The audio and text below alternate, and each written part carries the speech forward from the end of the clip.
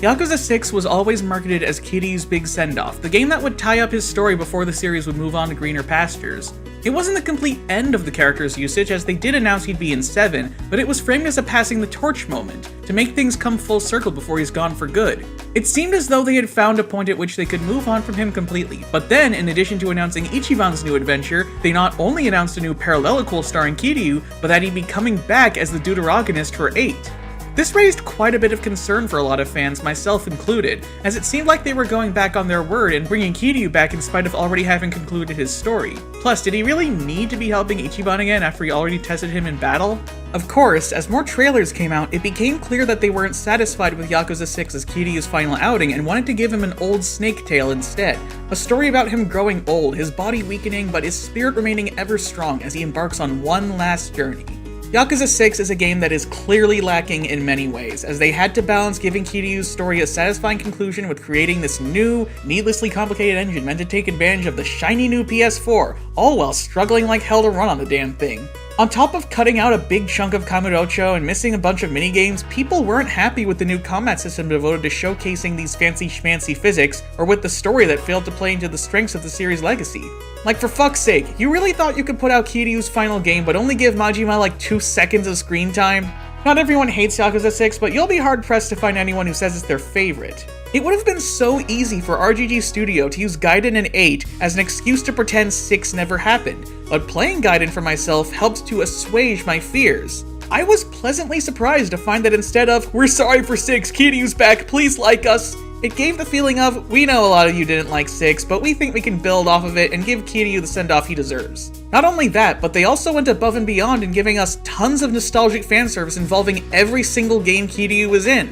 One-off characters are called back to, iconic moments in both the main stories and sub-stories are referenced. They even managed to include Kenzan, Ishin, and fucking Dead Souls of all things by framing them as extremely vivid dreams Kiryu had. I wonder if meeting Cosmos and Felicia was also just a dream. And on Ichiban's side, Dondoko Island serves as a really fun excuse to have a bunch of random-ass legacy characters all in the same place. It no longer felt like a failure to commit, but rather a much-needed course correction. Although, amidst all of this, one bit of it stuck out to me. That being the return of Koyuki and Club Forshine from Kiwami 2. Kiryu ran a hostess club in both versions of Yakuza 2, but the one in the original was completely replaced by the one from 0, even bringing back Yuki and establishing her as a series mainstay. I understand wanting to use the remake as an opportunity to tie in with the prequel, but they're also effectively overwriting a neat little piece of the original game in the series timeline, and by calling back so heavily to the remake's take on events, they're effectively doubling down on this mentality that whatever was in the OG versions and not Kiwami has just been erased from the time-space continuum. And you know what? I'm not really okay with that. Most of Yakuza 8's fan service is insanely beautiful and charming. It makes it so much more rewarding to have played all the previous games leading up to this. But as someone who started her Yakuza journey on the PS2 emulator, I can't help but feel a little miffed that those versions just don't seem to matter to RGG Studio anymore. You don't need to have played the PS2 games to know that they haven't aged all too gracefully. The localizations suck and are full of slurs, the controls have issues, they don't have the same quality of life features present in more recent games, they're very sparse on minigames, and for late PS2 games, they aren't exactly the best lookers. But you know what? I still love them, and I don't regret them as my introduction to this series. To be clear, I don't mean to knock on the Kiwamis too much. While far from perfect, I think they're still decent remakes and are a perfectly valid way to experience these games. On top of several neat modernizations, they also added new story content to tie themselves back in with 0. I like these. Nishiki gets a more fleshed out downfall backstory, Majima gets closure with Makoto Makimura, and the viewer gets to be more absorbed into the continuity of these games. That said, having played the originals, this doesn't shake off the concerns I get from the many things that were changed or removed. The complete overhaul to the combat systems is by far the most glaring difference, and depending on who you ask and about which game, it's either one of the biggest blow-ups or downgrades in these remakes. Yakuza 1's combat was not the best, even for its time. It was stiff, the lock-on barely worked, you had no camera control, and it was fairly repetitive. Other PS2 games such as Devil May Cry, God Hand, Spider-Man 2, Kingdom Hearts, and even The Bouncer had already done so much more with the same hardware by the time Kiryu entered the arena, but even so, it was a lot of fun. It was a very noble and highly satisfactory translation of the Streets of Rage and Final Fight style beat-em-up combat into a 3D space, and it fits the game's setup really well. It isn't trying to be a silly, button-mashy, homogenous violence soup like Dynasty Warriors, nor did it attempt to rival DMC's wacky, stylish action with obscene amounts of depth. When every fight comes in the form of a petty encounter across town, a series of hallways sprinkled with doofuses to knock down, or an intense one-on-one boss fight, something this quick, straight to the point, and satisfying was all you really needed. Of course, this was just the beginning of a franchise that would show no sign of stopping, so as each game released over the next 10 years, the combat system would continually evolve to the point where a younger Kiryu has 3 fighting styles he can switch between at will before unlocking a 4th style more in line with his older self. Yakuza 0's combat is excellent, anyone will tell you. It adds so much depth and variety to a beat-em-up series that would have otherwise gone a bit stale at this point. There's a reason Zero's a fan favorite, and people playing it and then sleeping on the rest of the franchise, a very sad yet very common occurrence, is not the only reason why. So if they were gonna immediately follow Zero up with a remake of 1, it only made sense to use this system again. Considering the whole idea of his new styles being primitive, less refined methods of fighting before he reaches prime, they were able to work it in narratively what with the 10 years in the joint and all that.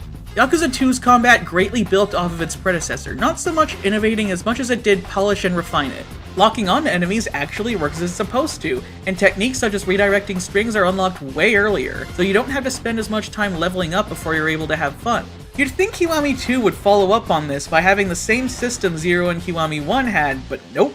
The newest game at this time was Yakuza 6, which introduced the Dragon Engine and its weirdo, physics-based combat system, so of course Kiwami 2 had to bring that back.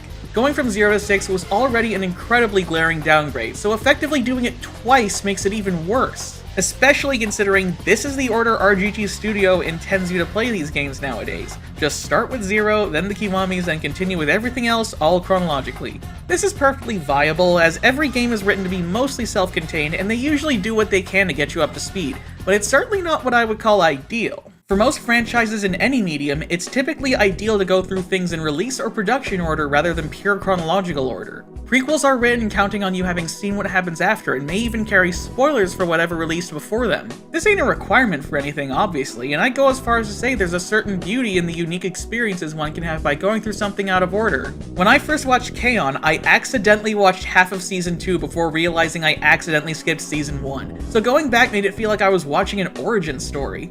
That said, even if I had access to Yakuza 0 before I started playing these games, I still think I would have started with the original. Back in 2018, I don't think I had the same attitudes towards remakes as I do today, but I still would have seen value in going through the series in order of release and seeing firsthand how much it evolved over time. Especially since I was a filthy Xbox girl growing up, and this was my chance to see how much greener the grass was on the PS Double.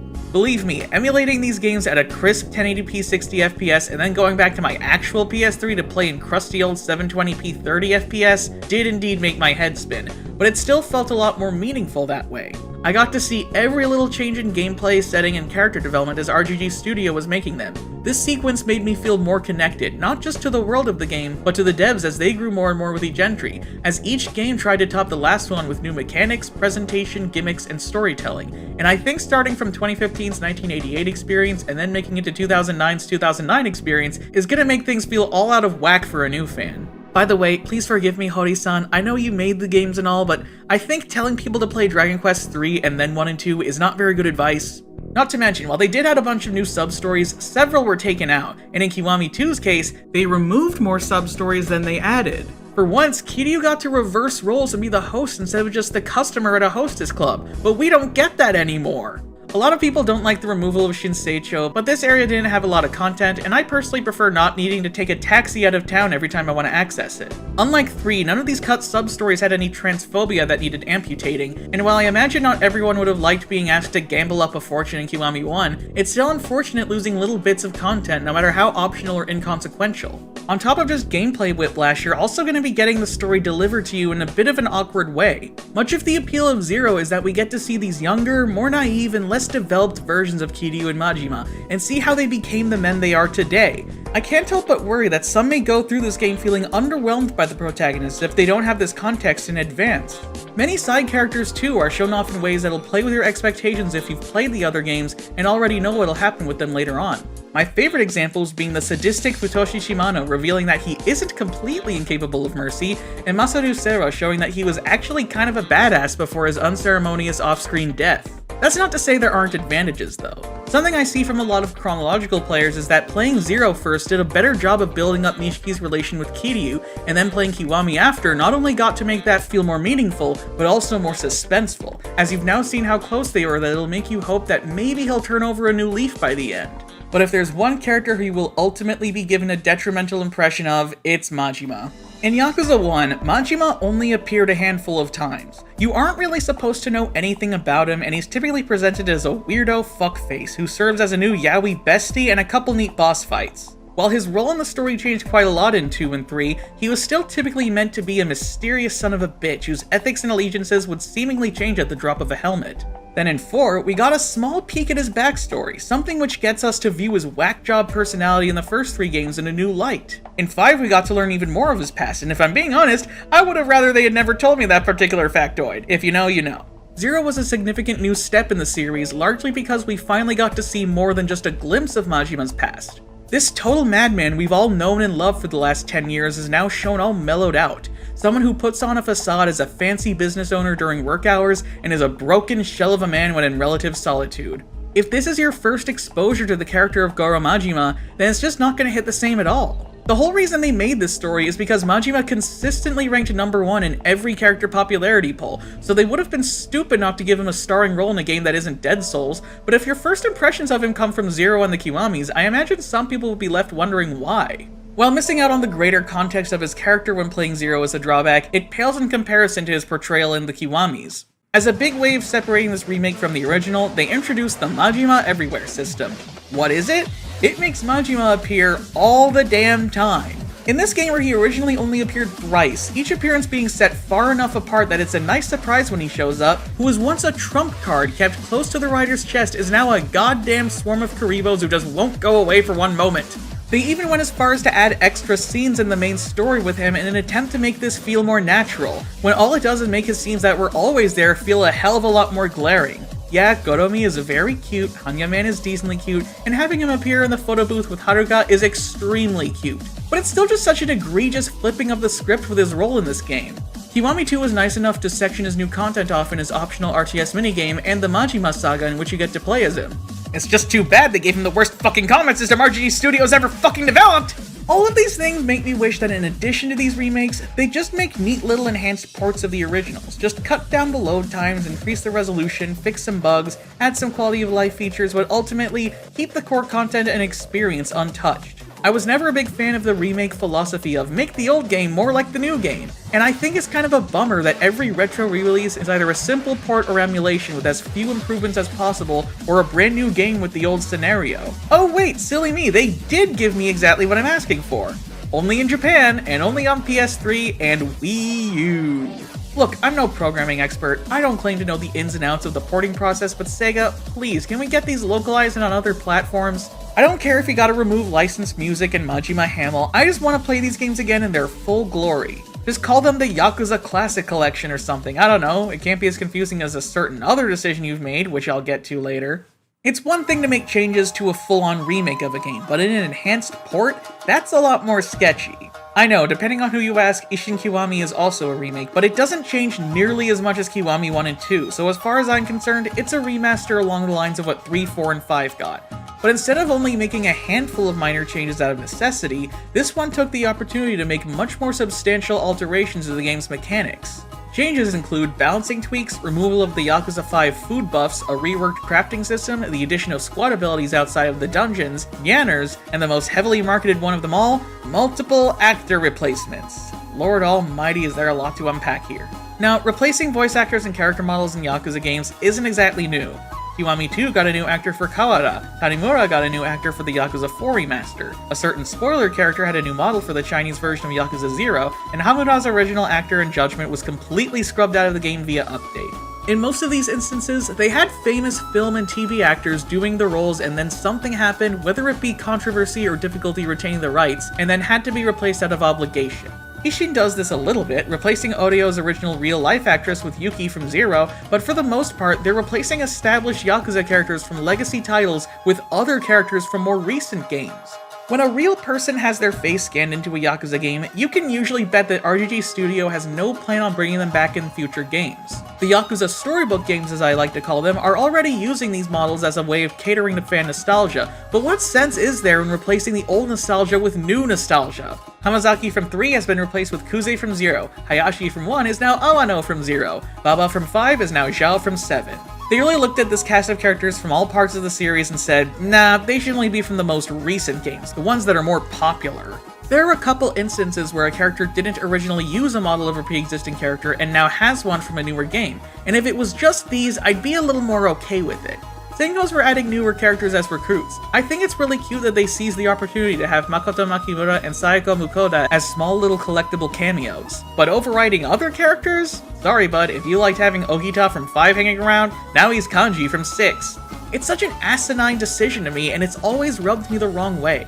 I'm understanding of the need to replace real-life actors, but now they're replacing original designs with more real-life actors, and that just feels like a cheap way to pander to new fans while showing how little they care for games and characters of the past. I mean, it's actually an expensive way to pander, but you know what I mean. I'd like to talk more about the various mechanical changes, but I never got to play the original version of Ishin, so I don't really have a dog in the race as to whether I'd call these improvements. What I do believe, however, is that it still feels somewhat like a slap in the face to Western fans who wanted this game localized for so long. I'm sure most people either don't care or don't even know about the differences. Hell, I didn't know most of the differences before looking it up. But it's just so odd to me that they could not justify localizing this game without going out of their way to overhaul a few mechanics. That's like if Mother 3 got localized but the rhythm combos worked a little differently. There's also the simple fact that, oh, you know, they chose Ishin before Kenzan? Like, hello? Excuse me? You're missing half the storybook series! Not only that, but the damn Kurohyo games remain in obligatory PSP spin-off limbo. I get that these ones aren't exactly screaming for a new audience, but preservation is still just a nice thing to have, even for minor spin-off games. Hey, maybe you could add them to the classic collection I suggested earlier. I can't help but wonder what Sega's thought process was in this decision. Did they think the game with guns, white people, and white people who use guns would be a bigger hit overseas? Did they catch wind of the Live Alive remake and feel obligated to compete with their own game that has Ryoma Sakamoto? You thought a historical fiction samurai game would be a worthwhile investment, why not two? No, I think I know the reason. It's because Ishin is the more popular one. Because that's what it all comes down to. Popularity. Not the inherent value in allowing the rest of your series to be enjoyed by everyone regardless of region and spoken language, but doing whatever has the most change.org signatures. I don't know, maybe they're saving Kenzan for later so they can make Kenzan Kiwami, now with Kaito and Chitose in the game for some reason. At the start of this video, I talked about nostalgia fan service in Yakuza 8 because I wanted to create a sense of contrast. In some ways, this series does a wonderful job playing into its legacy, while other times it severely falters. I understand that the actual creative team behind these games doesn't necessarily have any say in the business decisions made by the publisher, and while they are responsible for some of the things I've complained about today, there's one big shift in how the whole series is presented that was almost entirely a decision on Sega's part. If you've somehow managed to resist the urge to comment, "It's not Yakuza 8, it's Like a Dragon Infinite Wealth," there's a slight chance you're on board with me here. The announcement of the Ishin remaster, oddly enough, revealed the localized title as Like a Dragon Ishin. My immediate thought was that this was because Ishin takes place before the Yakuza existed, so it made more sense logistically, but then they announced Kiryu's new game would be called Like a Dragon Gaiden. Oh boy. Let me make something clear. If you're the kind of bozo who hates localizations on principle, leave. I'm going to proceed under the assumption that you're open-minded enough to realize that it's a tough job and there are plenty of tough decisions to be made in the field. One of such decisions is what to title the work you're managing for a foreign demographic. It may seem trivial, but if I didn't stumble upon a game called Super Lesbian Animal RPG, my life would be very different now. So don't tell me that game titles aren't important. Some Japanese names translate directly into English quite elegantly. Suzumiya Haruhi no Yutsu very easily became The Melancholy of Haruhi Suzumiya. Boku no Hero Academia? My Hero Academia. Most of the title's been localized already. But then you have things like Dungeon Meshi, which was awkwardly localized as Delicious in Dungeon, a title that I have heard absolutely nobody use. Meshi just means meal, so they could have called it Dungeon Cuisine or something, and I think it would have gotten the point across while still being kind of funny. That, or they could have just called it Dungeon Meshi worldwide, since that's what 99% of people call it anyway. Sometimes there are funky edge cases like Azumanga Daioh, where it's a play on words that can't really be changed to anything else. Or hell, it could be like Yu-Gi-Oh!, which roughly translates to King of Games but was kept the same because, well, it sounds cool. But then you have titles that just change completely.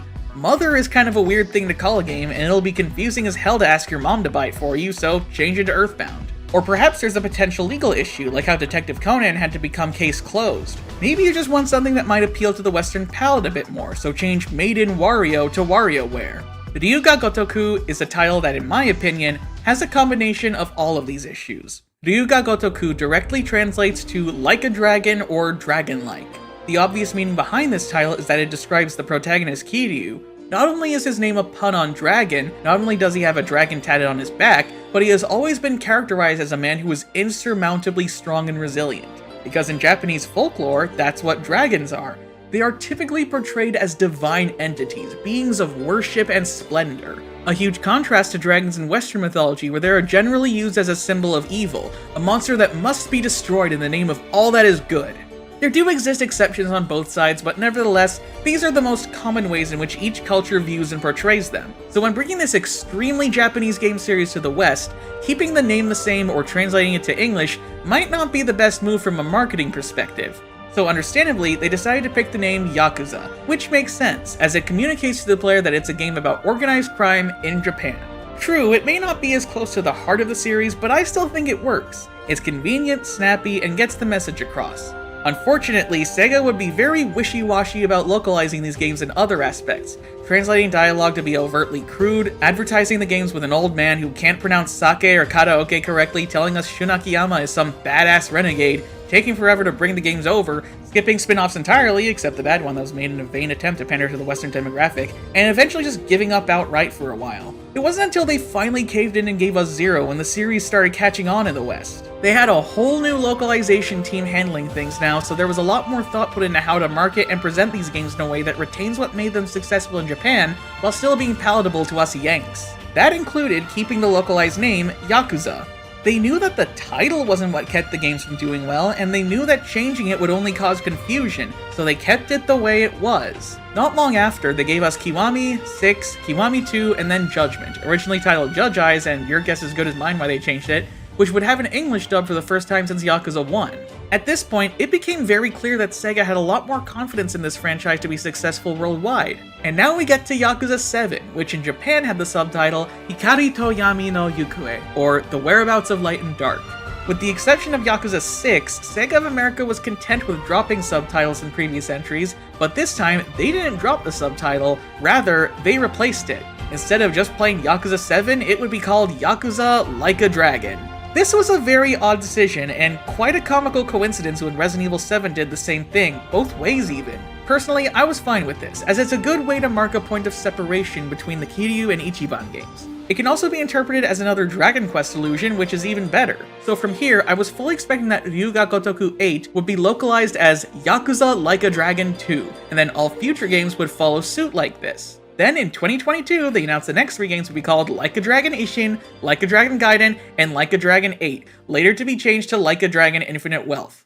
This was a change that just flabbergasted me. I simply could not fathom why Sega thought this would be a good idea. I'm just gonna be honest, I don't think Like a Dragon is a very good title. I was fine with it being used as a subtitle, but the name of the franchise itself, it just doesn't roll off the tongue at all. I honestly would have rather they called it Ryuga Gotoku Romanized and Untranslated. Some people defend this change, bringing up reasons such as, major spoiler alert for Yakuza 7, or Yamcha like a durian, whatever you call it, the Toto Clan and Omi Alliance being dissolved, a major shift in the status quo which mirrors the real world's Yakuza not having the same presence and influence they once had, which would have meant that calling the games Yakuza from then on would have been misleading.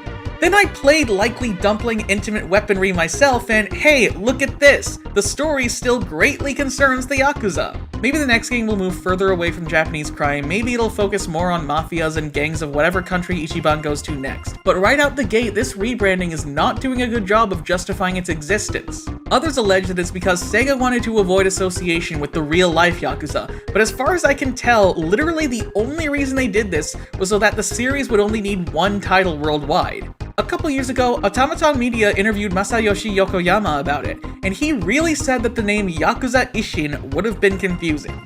Really? More confusing than looking on Steam, PSN, or Walmart.com and seeing games called Yakuza Kiwami 2 and Like a Dragon Gaiden with the same guy on the cover? Imagine explaining all this to a friend who knows nothing about this series. They need a damn flowchart to catch on.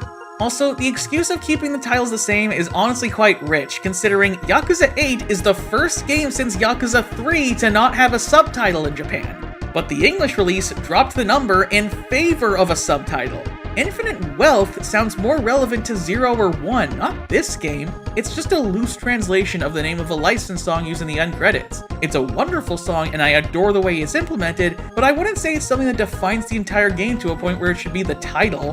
Beyond just confusion to new fans, it's also a bit alienating to longtime fans in the West. If Dragon Ball and Street Fighter are any indicator, retaining weird localization discrepancies is a good thing, because people get attached to them. Street Fighter notably turned it into a gag in SF4, a little wink for fans who are in on it. Could you imagine if Capcom woke up one day and said, actually, his name is Rockman, fuck you?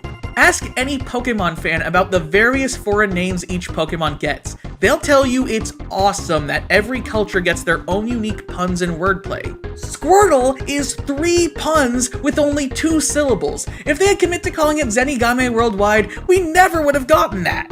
At least when Square Enix changed Dragon Warrior back to Dragon Quest, it was after a really long period of time when they just weren't localizing the games. It felt more like a way to communicate that not only is the series coming back to the West, but they care a lot more about faithfulness this time. It was a fresh start for the overseas demographic with a golden opportunity to create a more passionate impression. Yakuza was already doing well in the West when they did this rebranding, which only makes it all the more perplexing. I know a lot of people prefer the Japanese name, but who exactly was clamoring for the name to change back starting at one point and then have everything prior remain the same? You'd think they'd use future re-releases of current games as an excuse to change those to Like a Dragon, but nope. Yakuza Kiwami got announced for the Switch, and it's still called Yakuza Kiwami. So don't get on my case for dead naming this franchise if Sega's gonna keep doing it too.